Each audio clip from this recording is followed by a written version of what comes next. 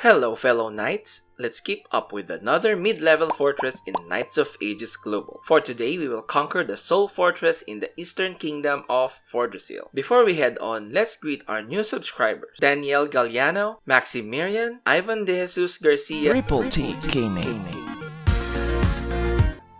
The fortress of Ring Valley stands tall in the upper mid of the Fordrassil forest just next to the Perianor border. Starting an attack requires paying 36 sandstones, 60 woods, and 24 raw irons. The starting point is at the lower left corner of the map, with two different paths towards the capture point. You can plan your units either to go on top or the right side direction. North path will be much easier because there's a lot of room for your units, but it is farther from the main tower, while the eastern part is a narrow road where you have to position your movements into one straight tile facing the enemies head on. For the first time, you will encounter altars in the mid-level fortresses. These tombstones can grant buffs to the enemies or debuffs to your units. The two side towers placed in opposite directions have 6,932 HP. They are protected by the Blessed Altar of Gavin that debuffs your unit with a negative 50% damage. There's another set of altars in the gates. They can further debuff archer units, diminishing the hit and criticality by 100%. Finally, the main capture point with 10,392 HP has a pair of Blessed Altars of Gavin for 50% damage reduction. Be mindful of those debuff because it has a 5x5 range, so you need to take them out as early as possible. The fortress is being guarded by 13 berserkers carrying two-handed axe that causes wound. It has a bleeding status that will make your life difficult. There will also be 18 rangers alongside with 10 archdruids, which are all around level 80 above. All of these units have weak armors, so any level 50 unit with a bard support can easily kill them with no problem. However, take note that there are two bears around level 70 plus which might be a challenge for melee units. Oh no! So make sure to take them out with a ranged unit or a strong multiple hit striker.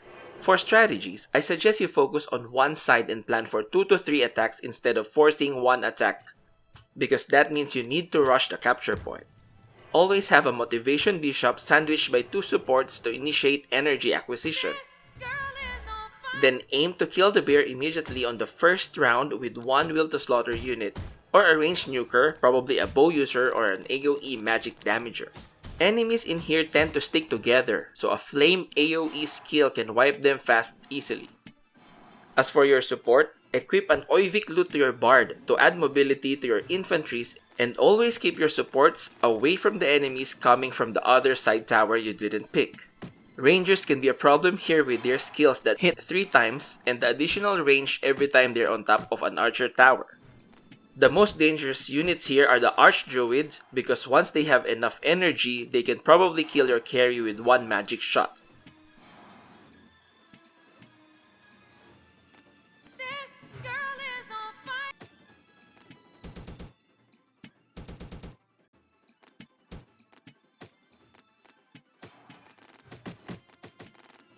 Oh no!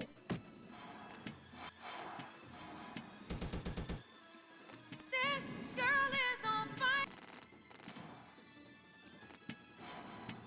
Round 2. Fight! Now for your second attack, your starting point will be in the destroyed side tower. This will be much closer to the capture point and the enemies from the other side will be gone. Make sure you plan carefully to kill the enemy group by bulk in order to advance towards the capture point much faster.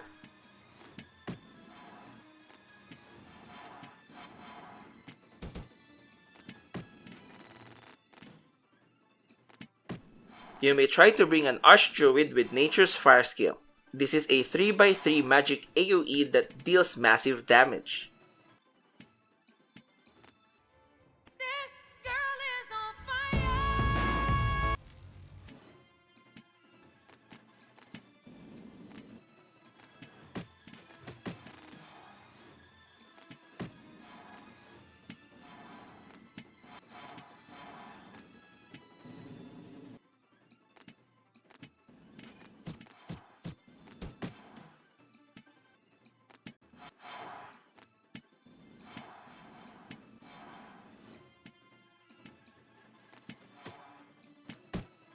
There will be sets of response every 2 rounds, so if you want to maximize the experience, you need to wait until the final round.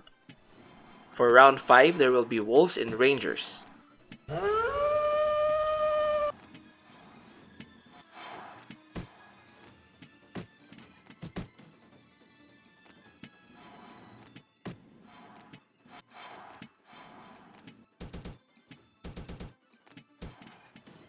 Round 7, bears and archdruid will appear.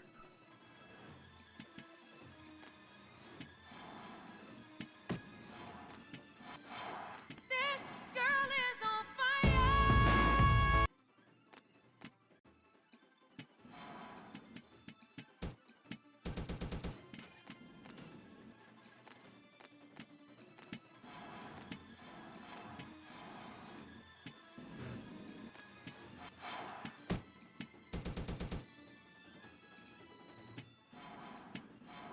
And on the 9th round, 3 archdruids will be stationed next to the tower.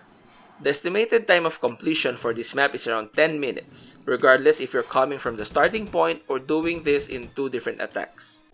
Once you have finished this fort, the rewards given will be 18 old oak woods, 7 perigord truffles, 3 tree oil essence, 28 herbal assortments, a medal of occupying the Ring Valley, and 1,200 forest blessed reputation.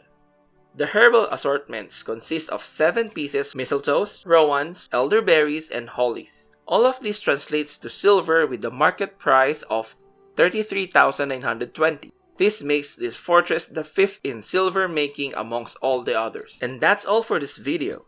See you online. Triple T Gaming.